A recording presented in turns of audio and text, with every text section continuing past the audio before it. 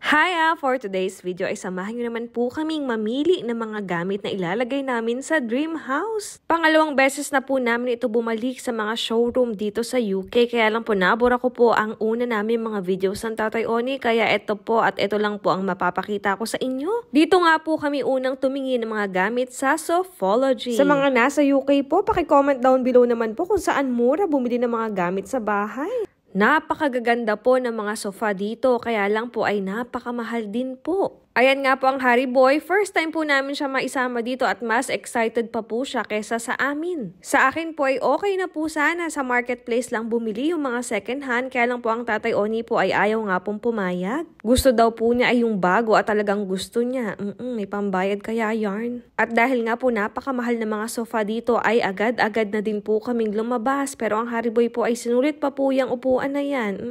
Tabi-tabi lang po yung mga showroom na bilihan ng mga gamit dito, kaya naman po kami ay dilipat na sa kabilang shop. Ito po ay malaking shop po. At ito nga po ang recliner chair na electric na napupusuan ng aking mag-ama. At nasa 2,000 pounds po yan. Ayan, 1,799. At lahat po ng upuan ay gusto pong itry ng Harry Boy. Ayan po. At enjoy na enjoy ang aking baby boy na yan. Kung dito po kami kukuha ng mga gamit sa bahay, ay uutangin lang po namin ito at hindi po ito cash. Wala po kaming pang cash. Bale, may in-offer po sila parang home credit sa Pilipinas na monthly nyo po babayaran for 3 years. So, yung first quotation po sa amin ng sofa, dining table at ng mga wardrobe at bed frame ay umabot po ng 9,000 pounds. So, bali ang magiging monthly po namin ay nasa 250 pounds. Kaya naman pong bayaran at kailangan mo lang mag-isang bank para mabawi mo. Kaya lang 3 years mo po yun babayaran. Nagtitingin-tingin na nga din po kami ng mga bed frame. Ang gaganda po ng kama at napakalalambot po ng mga kutsyon na yan. Kaya lang tingnan nyo po mabuti ha, kasi iba po ang presyo ng bed frame at ng mattress. Minsan iba din po ang presyo ng headboard. At ito naman po ang mga wardrobe nila. Ang gaganda po. Kaya lang po iba din ang presyo ng mga insert at mga drawer niya.